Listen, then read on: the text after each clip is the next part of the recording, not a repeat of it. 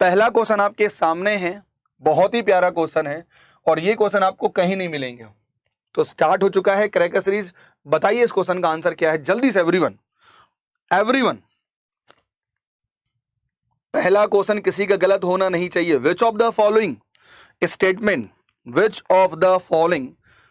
Statement are correct regarding loan against good. यानी जब भी हम लोन किसी को देते हैं अगेंस्ट गुड्स तो उसके रिस्पेक्ट में आपको सॉल्व करना है, ठीक है। An advance against goods may be extended by way of loan, की कैश क्रेडिट और open cash credit. When the possession of goods is transferred to the banker, as in the case of key cash credit, the nature of charge created as a place. In either case of place and hypothecation, the title in the goods is not transferred to the bank. An advance granted against goods is known as trade finance. So, what is the right answer, everyone? Everyone right answer. बताइए मुझे जल्दी से इसका answer क्या होगा सभी लोगों को। Cracker series has been starting today और अगर आपको ऐसे क्वेश्चन डेली चाहिए तो जुड़िए हमारे साथ क्रैकर बैच में और यूज करें कोड राजीव का, उस बैच में जुड़िए जल्दी से। सभी लोगों को नमस्कार एंड सभी लोगों को welcome. Try to participate maximum, है ना, जिनसे सभी लोगों को बेनिफिट हो पाए। और वन मोर थिंग मैं कहना चाहूंगा, यहां आपको डेली आना है 7 PM पर। चलिए, तो सभी का आंसर आ रहा 1 का 3, किसी का आ रहा 1 का भी। बहुत प्यारा क्वेश्चन है और देखिए इसका आंसर क्या होगा। इसका जो आंसर होगा वो आंसर होगा डी नंबर, यानी कि ओनली 1, 3 एंड 4 जो है ये सही है। यानी कि 1, 3 सही है, उसके बाद 3 सही है और 4 सही है। जानते हैं ऐसा क्यों है, जरा समझिए ध्यान से। कहता है स्टेटमेंट 2 इज रॉन्ग जब भी याद रखना when the possession of goods is transferred to the banker, as in the case of key cash credit, the nature of charge उसे हम लोग कहते हैं प्लेस। मतलब मेरे हाथ में मार्कर है, मैंने मार्कर आपको दे दिया, इन दैट केस मैंने अपने ऑनरशिप आपको सेल कर दिया और आपने मुझे पैसा दिया, in the case of place. जब भी पोजीशन की बात होती है किसी भी गुड्स की, जब not transfer is not transfer as in the case of open cash credit, the nature of charge उसे हम लोग कहते हैं hypothecation। जैसे अगर मैं एग्जांपल लूं, कार लोन हो गया, NSE लोन हो गया, जो कि मूवेबल प्रॉपर्टी की बात हम करते हैं। और an advance granted against goods is known as trade finance, जब हम गुड्स के बदले सामान पैसा देते हैं। Such advances are short term nature and granted for meeting the working, यानी जब हमें शॉर्ट टर्म के लिए पैसा चाहिए तो that is known as the, उसे हम लोग कहेंगे trade finance is the right answer. ठीक है, सभी को नमस्कार एंड सभी को वेलकम। चलिए अगला बनाइए। नेक्स्ट क्वेश्चन बहुत ही आसान है और उम्मीद करता हूं कि किसी का भी गलत नहीं होगा। एवरीवन बताइए, retail banking with corporate banking and state which is retail banking, आपको बताना है इनमें से कौन रिटेल बैंकिंग है। Individual segment, mass market, business to customer approach, ठीक है, यानी इसे कहते हैं B2C। देखो ऐसे लिखा है B2C which is called business to customer approach. ठीक है, wholesale client, smaller segment, business to business approach, high ticket size, high risk, low return, monitoring less, laborious, high deposit cost. Both B and C या इनमें से कोई नहीं। बताइए जल्दी से, in respect of what which is the retail banking, what is the right answer. मुझे बताइए जल्दी से आंसर क्या होगा।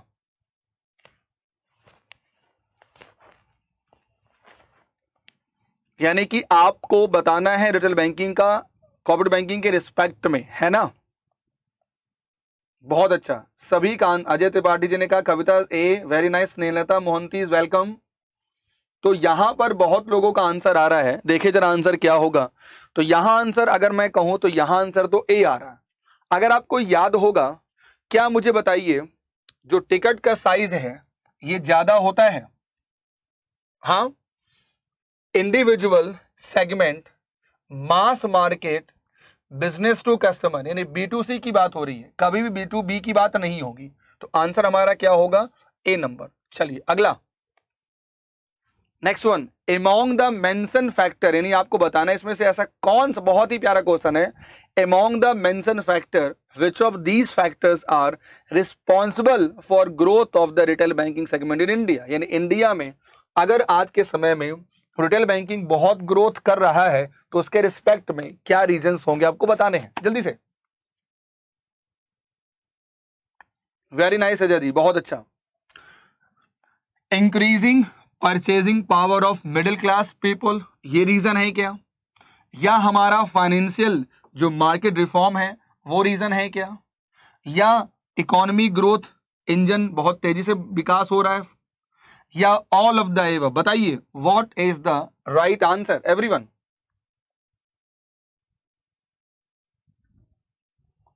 रिटेल का, त्रिपाठी जी रिटेल का क्वेश्चन पूछ रहा था, रिटेल का है ना, रिस्पेक्ट ऑफ कॉर्पोरेट है ना त्रिपाठी जी, वेरी नाइस, बहुत अच्छा। एक बार सभी लोग लिंक को कॉपी करके शेयर कर दो जिससे सभी बैंकरों को फायदा हो। यूट्यूब पर ओली बोर्ड वो हर डेटा दे रहा है जो कभी किसी को नहीं मिलता है, फ्री में।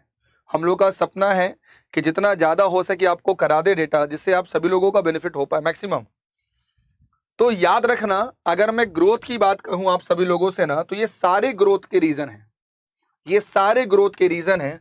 यानी आंसर हमारा क्या होगा? D number. एक बार एक नजर दौड़ा लेते हैं जल्दी से कि हमारे देश में जो रिटेल बैंकिंग का ग्रोथ हो रहा है या हुआ है उसके रीजन क्या क्या हो सकते हैं। यानी एग्जामिनेशन में कुछ भी दे सकता है, याद रखिएगा, आपको उनको याद रखा, मैंने सब जगह एक जगह लिख दिया आप लोगों के लिए। ये सारे क्या है? ये सारे रिस्पॉन्सिबल हैं हमारे देश में ग्रोथ के, ठीक है। चाहे यंग यूथ प्रोफेशनल हमारा इंक्रीज हो रहा है, या growth as a economic super computer super power के फॉर्म में परचेजिंग पावर हो गया, हमारा फाइनेंशियल मार्केट रिफॉर्म हो गया, है ना, हमारी इंजन ऑफ इकोनॉमी ग्रोथ की बात करते हैं, मास मार्केटिंग हो गया, वॉल्यूम बहुत ज्यादा होता है, हम सभी लोगों को पता है, 1 लाख लोन 1 करोड़ लेने वाले, या automation like through digital banking, या easy and affordable access like बहुत इजी तरीके से हम जुड़ सकते हैं। तो ये सारे ग्रोथ के रीजन है ना। उसके बाद बहुत ही ज्यादा फाइनेंशियल इसमें लिक्विडिटी है, इकोनॉमिक बहुत ज्यादा प्रॉस्पेरिटी है, चेंजिंग कंज्यूमर डेमोग्राफिक, है ना, टेक्नोलॉजी का बहुत बड़ा इंपॉर्टेंस है, increase the bank liquid cash हो गया, डिक्लाइन इन इंटरेस्ट रेट ये भी रीजन हो गया, है ना, decline cost of incremental deposit ये भी रीजन हो गया, या change of term of loan ये भी रीजन हो गया। ये सारे याद रखना, ये सारे रिस्पॉन्सिबल हैं हमारे देश में ग्रोथ रिटेल बैंकिंग के, ठीक है सभी लोगों को। चलिए याद करना है सभी लोगों को। अगला क्वेश्चन जल्दी से, उम्मीद करता हूं कि यह क्वेश्चन किसी का भी गलत नहीं होगा। एवरीवन जल्दी से बताइए।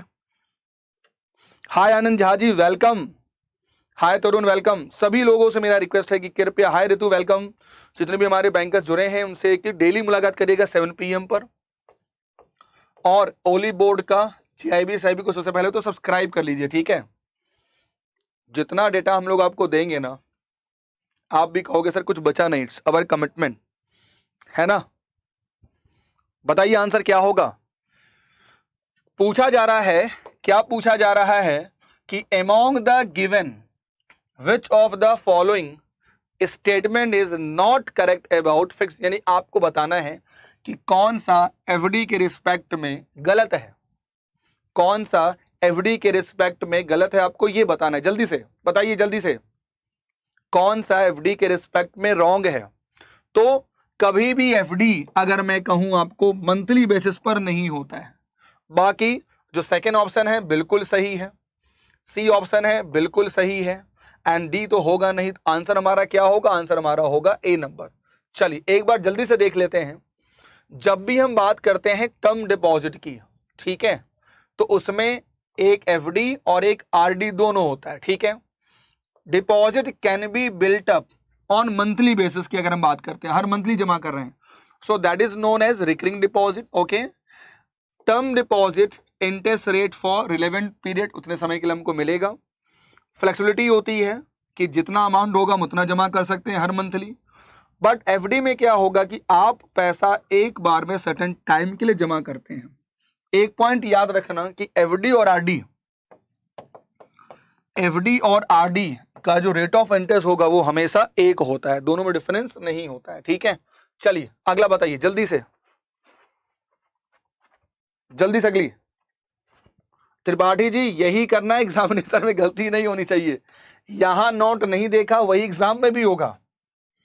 हम लोग लगातार हर एक यूनिट को इतनी बार क्यों करा रहे हैं कि भाई साहब एग्जाम में कैसे भी घुमा के पूछेगा, आपको आंसर देना। हाँ याद रखिएगा, टोटल रिटेल बैंकिंग में 5 यूनिट है, उन 5 यूनिट का हम कहीं से भी कोई क्वेश्चन उठाएंगे डेली।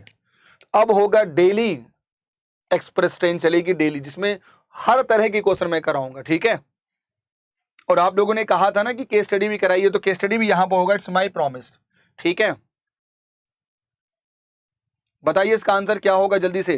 कहता है अमॉन्ग द मेंशन फैक्टर, इन्हें आपसे पूछ रहा है कौन सा ऐसा फैक्टर है which of these classified as saving current term deposit. बताइए क्या हम इसे डालें डिपॉजिट प्रोडक्ट में, या इसे हम डालें एसेट प्रोडक्ट में, या इसे हम डालें अदर प्रोडक्ट एंड सर्विसेज में, या हम ऑल डाल दें। बताइए जल्दी से इसका आंसर क्या होगा।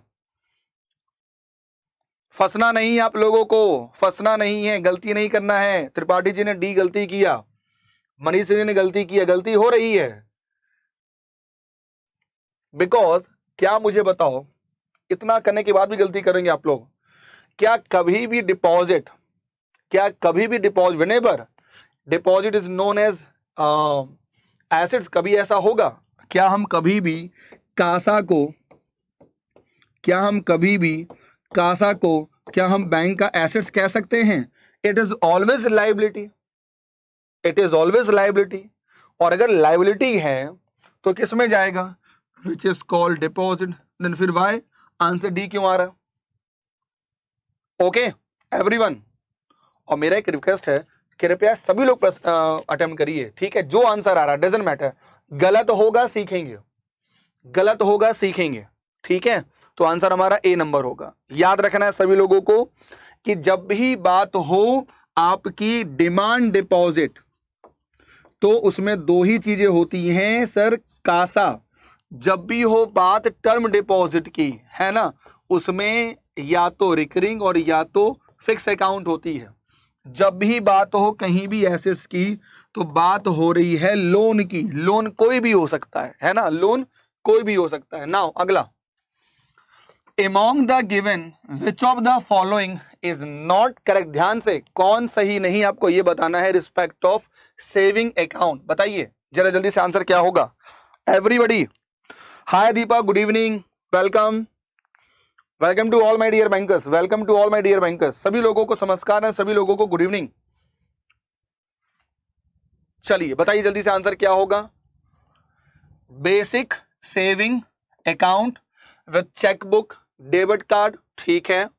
Value addition like tag insurance cover, life और नॉन लाइफ, या पर्सनल एक्सीडेंटल कवर, या that means all of the above are correct. बताइए what is the right answer. Hi Brajendra ji, welcome. तो इसका आंसर हमारा क्या होगा? डी होगा। ये सारे सही हैं।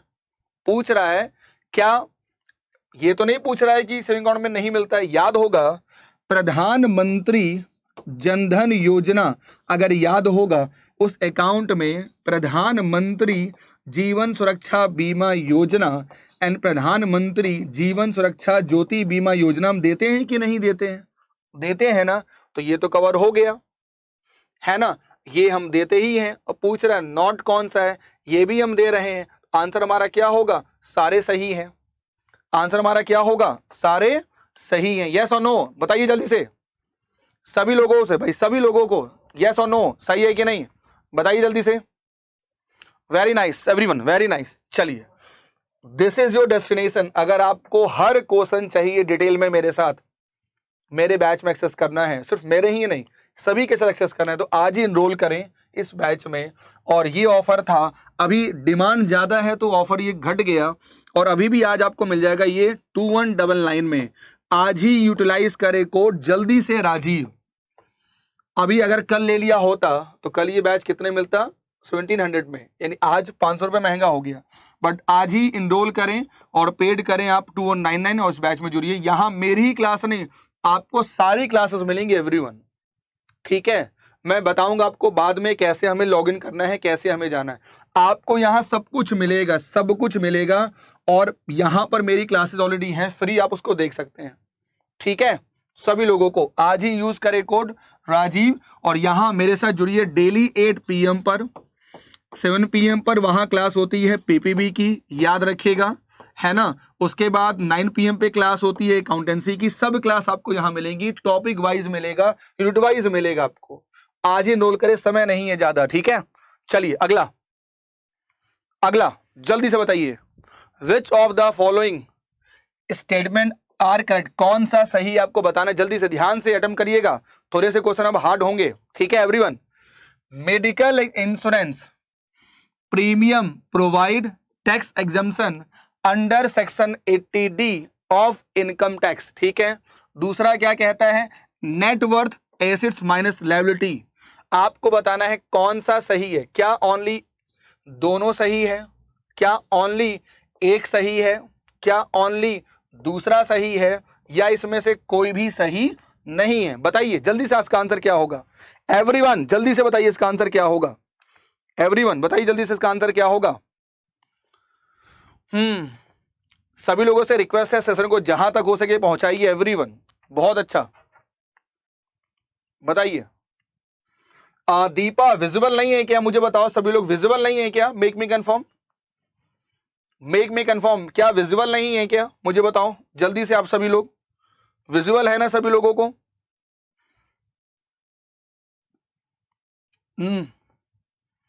और चैट को मिनिमाइज करके जल्दी से सेशन को लाइक कर दो, इससे फायदा आपको होगा, याद रखना।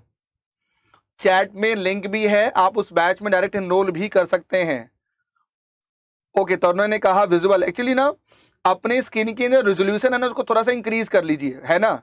140 क्वालिटी होगी, उसको थोड़ा सा इंक्रीज करके कर लीजिए 480 या 360, तो क्लियर दिखेगा आप लोगों को, ठीक है। बाकी विजुअल है। Hi, thank you Ritu, thank you thank you.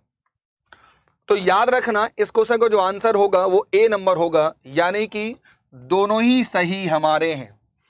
एक नियम याद रख लीजिए, जब भी कोई पर्सन क्लेम करेगा deduction for the health insurance premium को लेकर, जैसे नहीं हमने अपना हेल्थ इंश्योरेंस कराया और हम उसका देते हैं प्रीमियम, तो उसका हम बेनिफिट ले सकते हैं, ठीक है। Towards preventive health checkup for self, इसमें मैं भी होगा, मेरी वाइफ होगी, हमारा बच्चा होगा, और पेरेंट भी काउंट होते हैं, याद रखें ना। This is subject to the terms and condition mention in the section 80D of the income tax act 61। एक नियम है, याद रखिएगा, net worth is measure of wealth, net worth is the sum of all assets, यानी मेरे पास जितनी भी चीजें हैं सबको काउंट कर दीजिए, ठीक है, of all assets own by person और कंपनी माइनस, याद दे, माइनस ऑब्लिगेशन सच एज, आपकी लायबिलिटी हटा दीजिए, तो जो निकला आपका वही हो गया आपका नेटवर्थ। तो यानी कि दोनों ही सेंटेंस बिल्कुल सही है। चलिए अगला जल्दी से, consider the following statement and choose the correct answer. बताइए जल्दी से, आपको चूज करना है इसमें से कौन सा स्टेटमेंट सही है। जब भी हम बात करते हैं low interest rate along with stiff competition among banks positively affect bank profitability, या एनपीए रिड्यूस करता है बैंक की प्रॉफिटेबिलिटी को due to increase in operating cost and decline in their interest margin, या ओनली 1 सही है, ओनली 2 सही है, बोथ 1 and 2 सही है, या बोथ 1 and 2 आर इनकरेक्ट है। बताइए जल्दी से इसका आंसर क्या होगा everyone.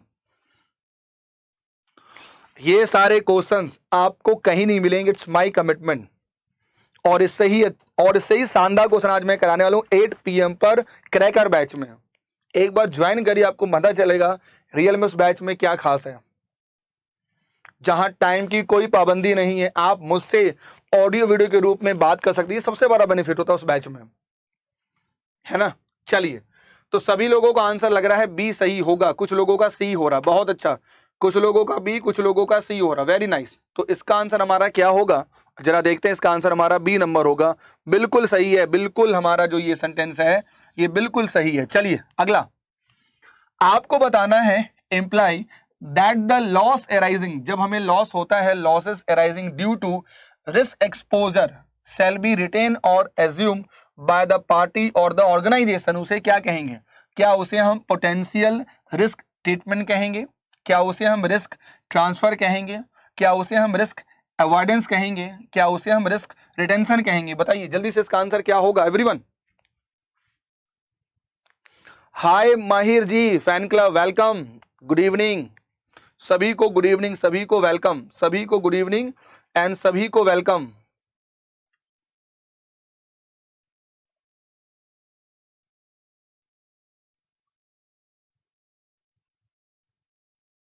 Very nice, very nice. तो सभी का आंसर आ रहा है बी। अगर सभी का आंसर बी आ रहा है तो देखे तो आंसर, ओ माय गॉड, इसे ही कहते हैं हम लोग रिस्क अटेंशन, रिटेन करना। ठीक है, चलिए अगला, among the given which of the following are not among the service with which the wealth management comprise। ये देखो, ये क्वेश्चन आ गया कहां से, मॉडल नंबर डी से। यानी आपको बताना है इसमें से कौन सी ऐसी सर्विसेज हैं जो वेल्थ मैनेजमेंट में नहीं है। ध्यान से, जो वेल्थ मैनेजमेंट में नहीं है आपको बताना है जल्दी से एवरीवन। कहता है फाइनेंशियल प्लानिंग करना, दूसरा custody safe keeping and asset servicing, तीसरा पोर्टफोलियो मैनेजमेंट एडमिनिस्ट्रेशन या परफॉर्मेंस इवैल्यूएशन, या स्ट्रेटेजी रिव्यू एंड मॉडिफिकेशन। बताइए कौन सा वेल्थ मैनेजमेंट का पार्ट नहीं है, जल्दी से। अच्छा, एक बार थम्स अप करके मुझे बता दीजिए सभी लोगों से, मेरा रिक्वेस्ट ये होगा, क्या आपको आज के क्वेश्चंस अच्छे लग रहे हैं? लग रहा है कि क्वेश्चन दमदार हैं? Please make me comment everyone.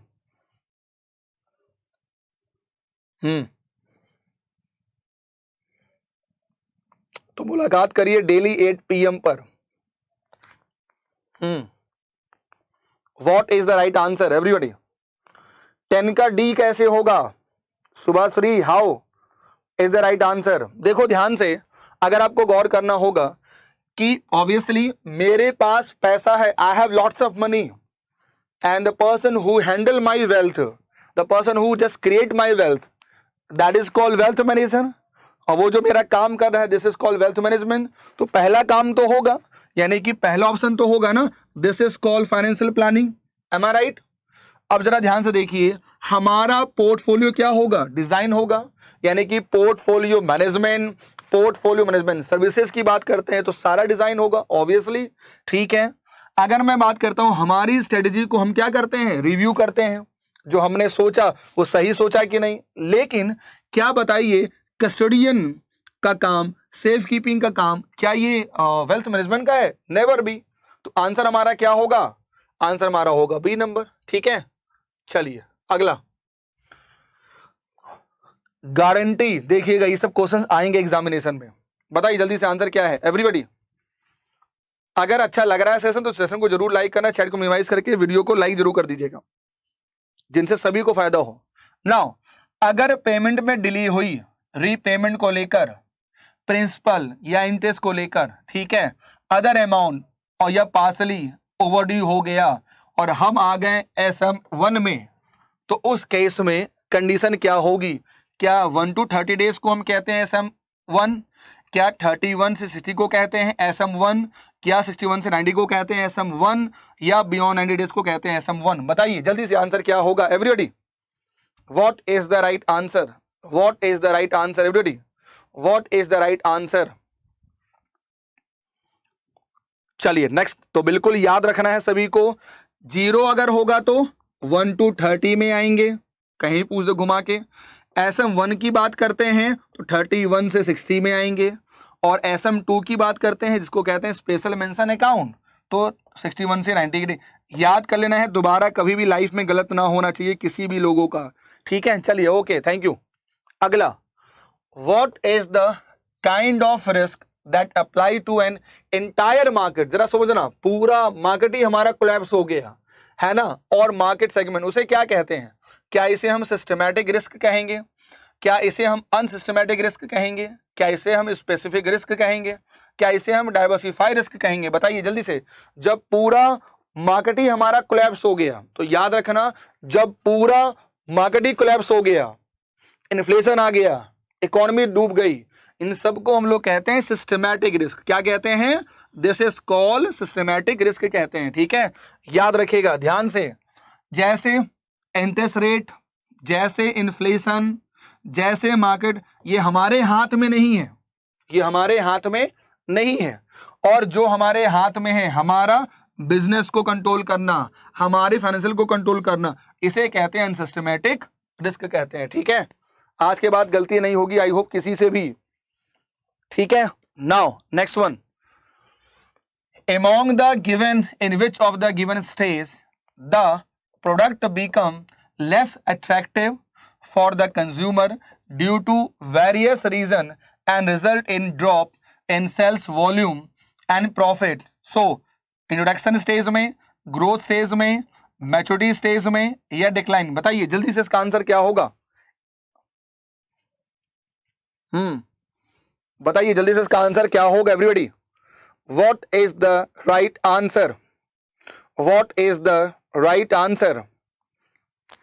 तो इसका आंसर क्या होगा? ऑब्वियसली जब हालात खराब हैं, सबसे ज्यादा कौन से स्टेज में हमारा जो सेल्स वॉल्यूम है वो हाई रहेगा? मुझे बताइए जल्दी से एवरीबॉडी।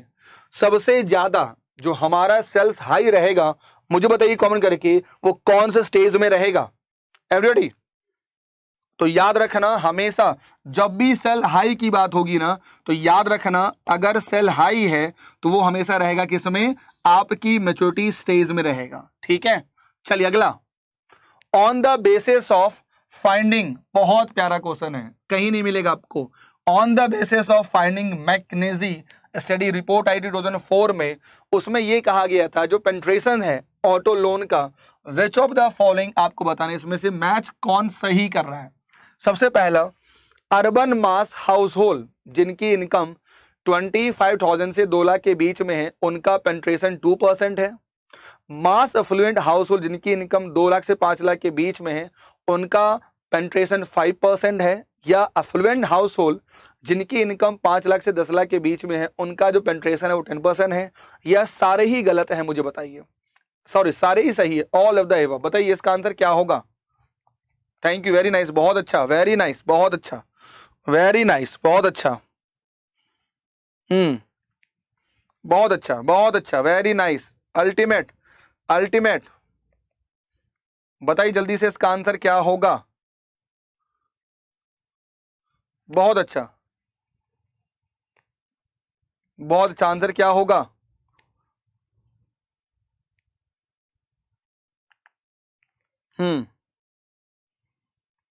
तो इसका जो आंसर होगा, अगर मैं आंसर की बात कहूं, तो याद रखिएगा इसका जो आंसर होगा वो दोस्तों क्या होगा? तो उसका आंसर होगा हमारा ऑल द आल गलत है, बिल्कुल। आप मार रहे हैं डी, बहुत लोगों ने मारा, but D is wrong. Naira wrong, Deepa wrong, okay, Anuruddh Ghosh right, very nice, Shubhashree very nice, उसके बाद और भी लोग हैं जो राइस, बहुत अच्छा। याद रखना, ये गलत है, ये रिपोर्ट गलत है, ये रिपोर्ट गलत है, रिपोर्ट ये वाला बस सही है। यानी कि दैट मीन्स आंसर क्या है, जरा देखिए समझिएगा। अगर अर्बन की बात करते हैं तो इसकी कोई लिमिट नहीं है, नेग्लिजिबल है मतलब, ठीक है। और अफ्लुएंट की बात करते हैं तो याद रखना जो परसेंटेज है वो 14% का पेनिट्रेशन है। Okay okay, now the right answer is, right answer is, right answer is, चलिए very nice. Now which of the following is the academic research unit of RBI which keep studying the opportunity and challenges in new technology area? मैं फिर से कह रहा हूं, India में reserve bank of India ने कौन सी यूनिट की स्थापना की है जिसका काम है कि आप टेक्नोलॉजी पर रिसर्च करिए, do work on research for technology in banking, आप उस पर काम करिए। उसका नाम क्या है? Institute of development and research and banking technology इसको कहते हैं IDRBT, या बैंकिंग इनोवेशन हब, या institute of banking and technology, या टेक्नोलॉजी एंड इनोवेशन हब। बताइए what is the right answer. और एक रिक्वेस्ट मेरा होगा, आज मैंने बहुत मेहनत की आप लोगों के लिए, अच्छे क्वेश्चन ले आया हूं। अगर सेशन अच्छा लगे जो हम लोग ने इनिशिएटिव स्टार्ट किया है, तो प्लीज सेशन खत्म होने के बाद अपने रिव्यू दीजिएगा इस बैच के नीचे कि आपको ये इनिशिएटिव कैसा लगा, ये क्रैकर सीरीज आपके लिए कैसी लगी, और आपको और क्या रिक्वायरमेंट है। It's my request to everybody, please do the comment session पूरा होने के लेकिन बाद, ठीक है। सभी लोगों से मेरा रिक्वेस्ट है, सभी लोगों से मेरा रिक्वेस्ट है।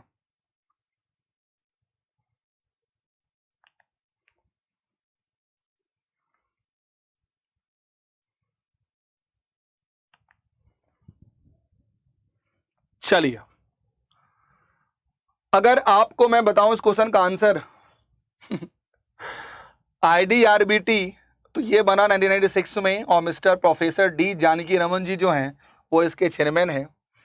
और ये रहा आज का पहला क्वेश्चन। जल्दी से बताइए आंसर क्या होगा एवरीवन, जल्दी से आज का आंसर क्या होगा।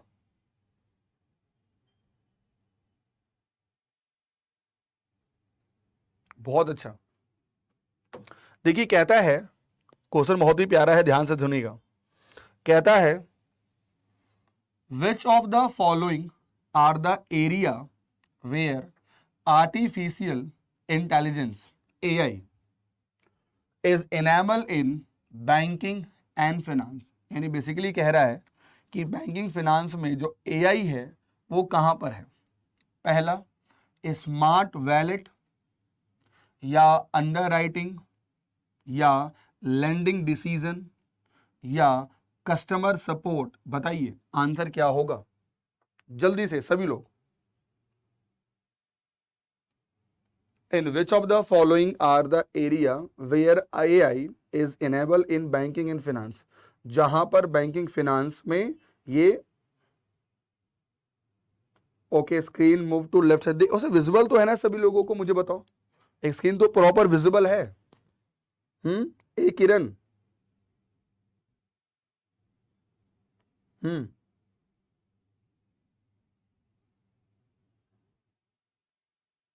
तो सभी लोग इसका आंसर कह रहे हैं डी। आपने बोला तो बिल्कुल सही है। याद रखना, कभी कभी आपको लगेगा सर ये तो समझ में आया, ये समझ में आया, ये समझ में आया, ये कैसे होगा। याद रखना जो अंडरराइटिंग होता है ना इंश्योरेंस में, एक प्रोसेस है, आजकल वो भी ऑटोमेशन फॉर्म में हो रहा है ना। यानी कि automated underwriting work for various type of underwriter, ठीक है। लोन की बात करें तो, सिक्योरिटीज की बात करें तो, इंश्योरेंस की बात करें तो, मॉर्गेज की बात करें तो, सभी में ये सिस्टम AI फॉर्म में हो रहा है। इसलिए याद रखना आंसर इसका चारों है, ठीक है। चलिए अगला बताइए ध्यान से एवरीवन, एक बार लिंक को कॉपी करो, और यार सेशन को लाइक तो कर दिया करो। मैं डेली इतने क्वेश्चन लगातार करा रहा हूं, क्रैकर बैच में करा रहा हूं अलग क्वेश्चन, यहां अलग क्वेश्चन। अब कभी कंपेयर करना कि क्रैकर बैच और यहां के क्वेश्चन टोटली अलग हैं। Which of the following statement are correct, आपको सही ढूंढना है। तो कहता है the goal of wealth management is to sustain and grow wealth in long term. दूसरा कहता है कि high net worth customer stand for high network individual. Both statement is are correct, only पहला करेक्ट है, ओनली दूसरा correct है, या इनमें से कोई नहीं। बताइए जल्दी से आंसर क्या होगा। Everybody try to participate, everybody try to participate. और अभी तक बहुत लोगों ने सेशन को लाइक नहीं किया, प्लीज सेशन को लाइक करें। जिनसे आपका चैट को मिनिमाइज करके सेशन को लाइक कर दीजिए। इससे फायदा क्या होगा, ये वीडियो आपके अकाउंट में सेव हो जाएगा, आप एग्जाम से पहले रिवीजन में फायदा होगा, स्पीड बढ़ा के देख सकते हैं।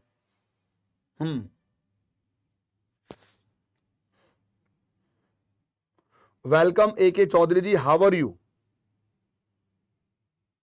देखिए जिन्होंने क्वेश्चन को ध्यान से पढ़ा होगा उनका सही होगा, जिन्होंने ध्यान से नहीं पढ़ा होगा उनका गलत होगा। जैसे ऋतु बालाजी ने कहा 2 का ए, उसके बाद रामचंद्रा जी ने कहा 2 का ए। गौर करिए यहां पर फुल फॉर्म गलत लिखा है, हाई नेटवर्थ होता है, कभी हाई नेटवर्क नहीं होगा। So that the answer is wrong यार। ओके, आसान सा क्वेश्चन था, गलती कर दी है। चलिए अगला, अब आगे जरा एक छोटा सा कैलकुलेशन वाला क्वेश्चन, ठीक है, बहुत आसान है ये भी। हमने बैंक में जमा किया 25,000 मान लो यूरो जमा किया, और जो इंटरेस्ट है मिलता है एक साल के अंत पर, वो मिलता है 10% पर एनम।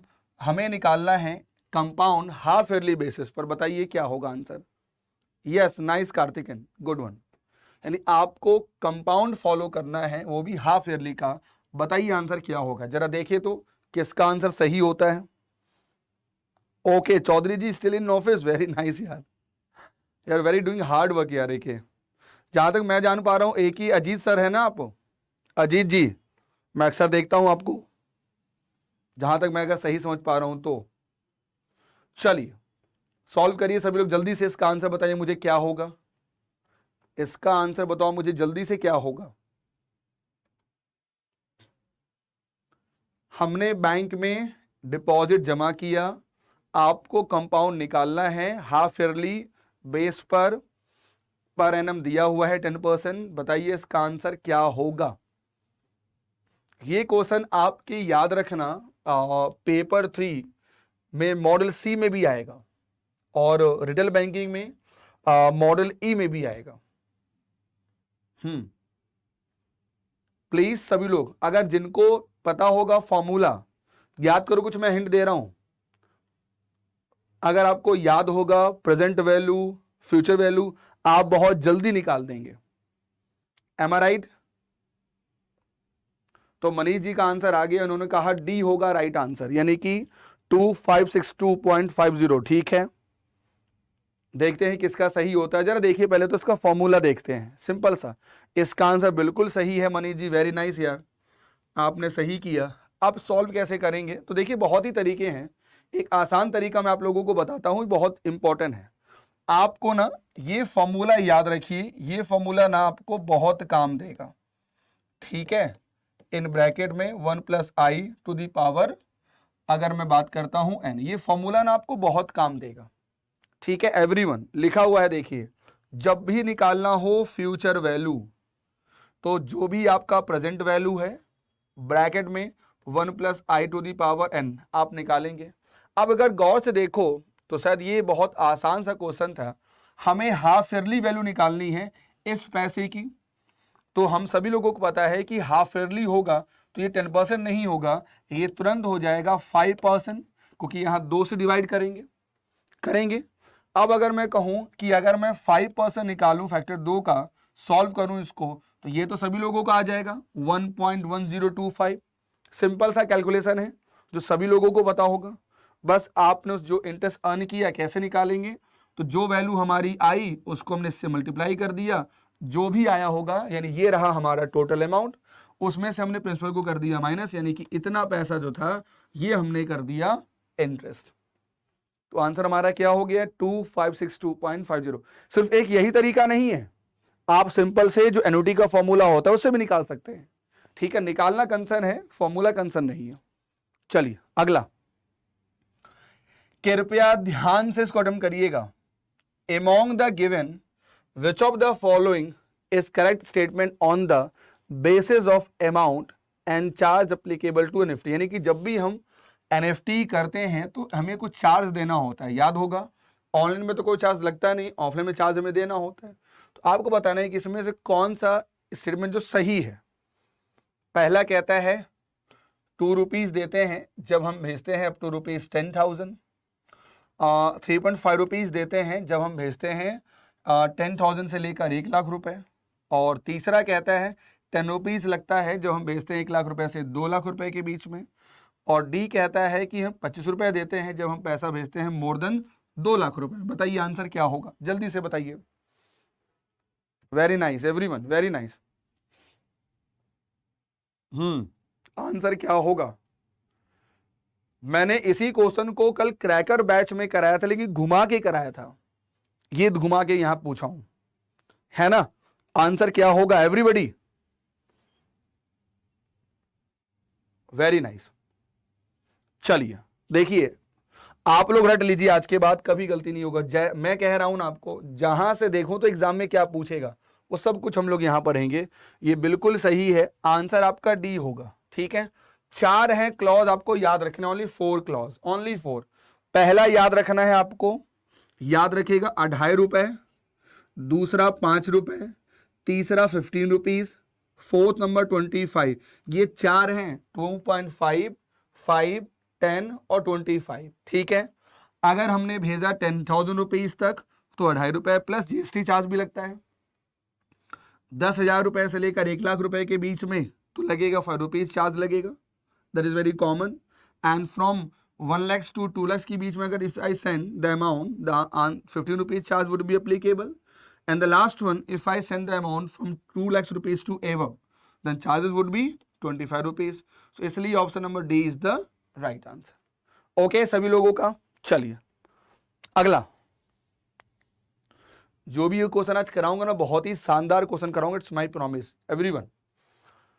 आपको बताना है among the below given statement, ऐसा कौन सा स्टेटमेंट है जो सही है in context to marketing channel को लेकर। बताइए, customer satisfaction has to happen through different channel and choice are to be offer to the customer to experience the optimum channel mix for maximum satisfaction. दूसरा कहता है कि direct channel distribution is the practice adopted by almost all bank for total customer experience. तीसरा कहता है each channel is independent for of the customer segment using the different channel. And last कहता है multi channel may be the best fit for conservative customer where young and tech savvy customer may opt for remote channel. बताइए answer क्या होगा। यहां पूछा जा रहा है कौन सा इस कॉन्टेस्ट में सही है। एवरीवन आंसर क्या होगा एवरीवन। आपको ये सारे क्वेश्चन मैंने अभी किसी बैच में नहीं कराए हैं, ठीक है, डायरेक्ट यहां करा रहा हूं, तो यहां आंसर हमारा होगा only A number, only A number is the right answer. So this is the GIB cracker batch. एक ऑफर है आज, ये ऑफर 45% का है। याद रखना ओनली कल के लिए, टुमारो के लिए ऑफर हो जाएगा 55%, ओनली कल के लिए, टुमारो के लिए। तो नहीं, आज जो प्राइस 219 है, आज के बाद कल हो जाएगा ये प्राइस ओनली 1799 में। तुरंत यूज कर लेना कोड कल टुमारो और बैच में एनरोल करिए सर, जहां आपको और भी क्वेश्चन मैं करा रहा हूं, वहां पर लगातार करा रहा हूं क्वेश्चन, ठीक है। और साथ में आज तो कराने वाला हूं केस स्टडी भी इसमें कराऊंगा आप लोगों को, ठीक है। कहां से लॉगिन करेंगे कैसे, ये आपको मैं लास्ट में बताऊंगा, ठीक है। चलिए अगला, प्लीज इस क्वेश्चन को ध्यान से पढ़िएगा, बहुत प्यारा क्वेश्चन है। जो दीपाली है ना, गॉट ए फाइल, उसे एक फाइल मिली किनकी, मिस्टर तिवारी जी की, जिसमें लिखा था कि उन्होंने डिडक्शन उनको 1.5 लाख रुपए का मिला है under section 80 CCC। Can you find mister Tiwari had deducted the about amount for which of the following purpose. यानी आप क्या बताओगे कि जो उन्होंने डिडक्शन दिखाया अपने फाइल में उस अमाउंट के लिए, वो डिडक्शन किस लिए था, बताइए जल्दी से।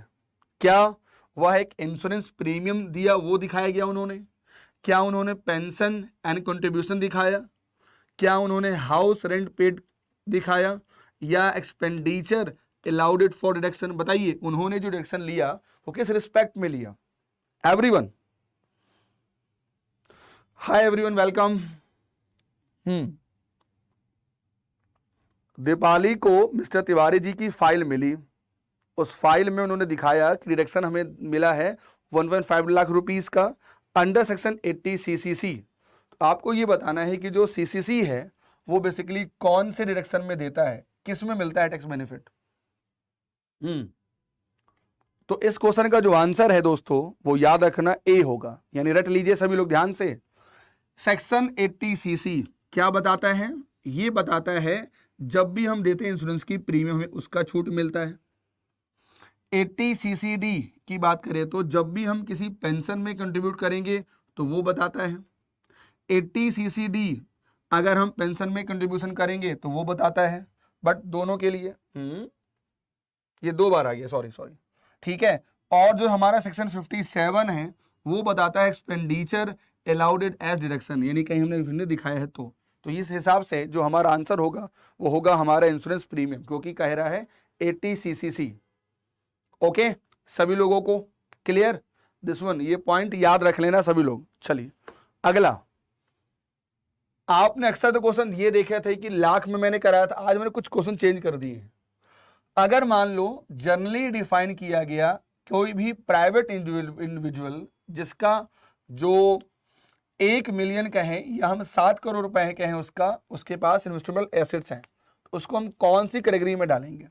क्या वो हाई नेट वर्थ इंडिविजुअल है? क्या वो ultra high net worth individual है? क्या वो लो नेट वर्थ इंडिविजुअल है? क्या वो मिडिल नेट वर्थ इंडिविजुअल है? मुझे बताइए जल्दी से, इसका आंसर क्या होगा एवरीबॉडी? इसका आंसर क्या होगा? इसका आंसर क्या होगा? जल्दी से बताइए इसका आंसर क्या होगा? हाय,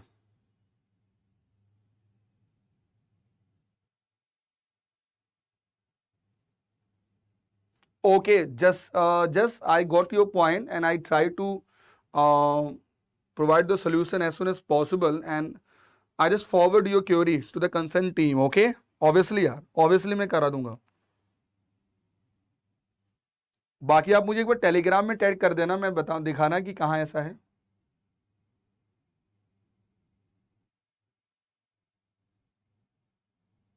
ठीक है, श्योर मैं करा दूंगा, प्रॉमिस। सो इसका आंसर क्या होगा? आंसर हमारा ए नंबर होगा। देखिएगा ध्यान से, हाई नेट वर्थ इंडिविजुअल, ठीक है, जनरली डिफाइन होता है, इन्हीं को कहते हैं प्राइवेट इंडिविजुअल, ठीक है।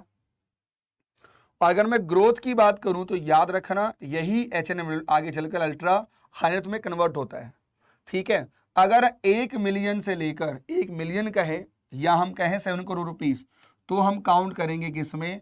हाई नेट वर्थ इंडिविजुअल में। और अगर हमारा वैल्यू हमारे पास 200 करोड़ रुपए की है तो हम काउंट होंगे क्या? विच is called ultra high net worth individual, ठीक है। याद हुआ सभी लोगों को? सो आंसर हमारा क्या हो गया? आंसर हमारा हो गया ए नंबर, क्योंकि यहां पर 7 करोड़ रुपीस पूछ रहा है, इसलिए that is the answer. Okay, सभी लोगों का गलत हुआ ही ये। चलो अगला, मजा आएगा भाई, क्रैकर सीरीज है यूट्यूब पर, है ना, हम भी तो देखें कितना डिटेल में पूछ सकता है एग्जामिनेशन वाले। So on the basis of the finding of एक रिपोर्ट आई थी, याद होगा, मैंने रिपोर्ट कराई भी है आपके पेड बैच में, मैंगजी स्टडी ऑफ 2004। उसमें कहा है उन्होंने कि जो पेनिट्रेशन है क्रेडिट कार्ड का, है ना, तो आपको बताना है कि इस रिस्पेक्ट में कौन सा सही है। अर्बन मास जो हाउस होल्ड है उसमें अगर किसी का इनकम 25,000 रुपीज से लेकर 2 लाख के बीच में है तो उसमें जो पेनिट्रेशन है वो 2% का है। अगर मास अफ्लुएंट कस्टमर है जिनका इनकम 2 लाख से 5 लाख के बीच में है तो उसमें इतना परसेंट पेनिट्रेशन है। और अगर मैं बात करता हूँ फ्लुएंट हाउस होल्ड का, तो अगर 5 लाख से 10 लाख के बीच में है तो 30% पेनिट्रेशन काम करता है। और ये हमारा हो गया ऑल ऑफ द एबव। बताइए कौन सा सही है? एवरीबॉडी मुझे बताइए कौन सा सही है? अच्छा मुझे बताओ, आज के क्वेश्चन आप लोगों को इजी लग रहे हैं कि हार्ड लग रहे हैं? बताओ, टाइप करके बताओ मुझे, आज के क्वेश्चन आपको इजी लग रहे हैं कि हार्ड लग रहे हैं? जल्दी से। तो इसका जो आंसर है दोस्तों वो आंसर होगा बी। क्यों बी होगा उसको भी समझ लीजिए, रट लीजिए, इसको बहुत इंपॉर्टेंट है। इनकी जो थ्योरी है, अगर मैं थ्योरी के बारे में कहूं आपसे, तो अगर अर्बन मास की बात उस थ्योरी में कही गई, रिपोर्ट में कही गई है कि ये पेनिट्रेशन जो है वो 4% का है, ठीक है। और अगर मैं बात करता हूं मास अफ्लुएंट कस्टमर की बात करता हूं तो वो जो पेनिट्रेशन है वो 22% का पेंट्रेशन है, ठीक है, जो सही था। और अगर मैं करता हूं एफ्लुएंट हाउस होल्ड की, तो याद रखना ये जो पेंट्रेशन है वो 34% का पेंट्रेशन है। ओके, मनीष ने कहा very hard, no no hard नहीं है। देखिए रोज आसान नहीं मिलेगा, यहां हार्ड होने दो, जितना हार्ड यहां होगा उतना आप एग्जाम में हेल्प अच्छा लगेगा आपको, है ना। चलिए देखो, सिंपल से रिपोर्ट को याद कर लीजिए, आज के बाद कभी पूछेगा कितना भी घूमे कि आप सही कर लोगे। जब भी वैकेंसी स्टडी रिपोर्ट कहेगा आपको बस ये पेंडेशन याद कर लेना है, 4, 22 एंड 34, दैट्स ऑल, खत्म। आज के बाद कभी गलत नहीं होगा। नाउ अगला थोड़ा आसान ले आते हैं। Which of the following is और आर, आपको बताना है नॉट करेक्ट, यानी कौन सा सही नहीं है, regarding the requirement of A well design chat board, यानी कौन सा इनके रिगार्डिंग सही नहीं है, आपको ये बताना है। Chat board should provide different experience in different channel, that is mobile web etc. Now second, it should be available round the clock for conversion with customer. It should be capable of remembering the customer preference and user order history to suggest product A and 2, यानी first and second, only first या all 1 3। बताइए क्या answer होगा इसका, जल्दी से बताइए everyone, इसका आंसर क्या होगा। हम्म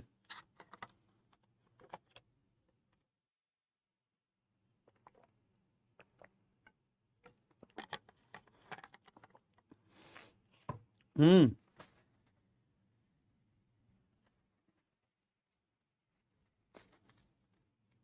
तो इसका जो आंसर है वो याद रखना सी है, ओनली पहला है, ओनली पहला इज द राइट आंसर, ठीक है। ओनली जो चैट बोट है ये प्रोवाइड क्या कराता है, ये आपको डिफरेंट एक्सपीरियंस देता है डिफरेंट चैनल का, that is mobile web whatever, ठीक है, याद रखना। जो आपने आंसर मार दिया ना बाकी दोनों का, वो तो एआई है। चलिए अगला, बहुत ही आसान क्वेश्चन है, आई होप किसी का गलत नहीं होगा, जल्दी से मुझे बताइए। इस बैंक ने डेवलप किया एक एआई जिसका नाम था ईवा, जिसको बेंगलुरु बेस्ड कंपनी ने, जिसका नाम था सेंसफोर्ट ने बनाया। आपको क्या करना है, विच ऑफ द फॉलोइंग, आपको कौन सा सही है एवा के रिस्पेक्ट में, आपको वो बताना है। Eva is developed for developer, startup and student to come up with innovative idea and solution for banking sector. कल क्रैकर बैच में मैंने इसी के बारे में कल बताया था आप लोगों को, जिन्होंने क्रैकर बैच कल किया होगा उनका ये क्वेश्चन गलत नहीं होगा, ठीक है। एवा एक एआई बेस्ड चैटबॉट है फॉर कस्टमर सर्विस के लिए। जो एवा है इम्युलेट करती है human action to automate and perform repetitive high volume and time consuming business task. जो एवा है हेल्प करती है बैंक में इन मीटिंग रेगुलेटरी कंप्लायंसेस। बताइए इसका आंसर क्या होगा everybody, what is the right answer. देखिए एक बात तो कहूंगा, मैंने कल इसी के बारे में बताया था क्रैकर बैच में कि क्या है काम एवा, और इस सिर्फ एवा ही नहीं है, एवा के साथ और भी बहुत सारी चीजें हैं।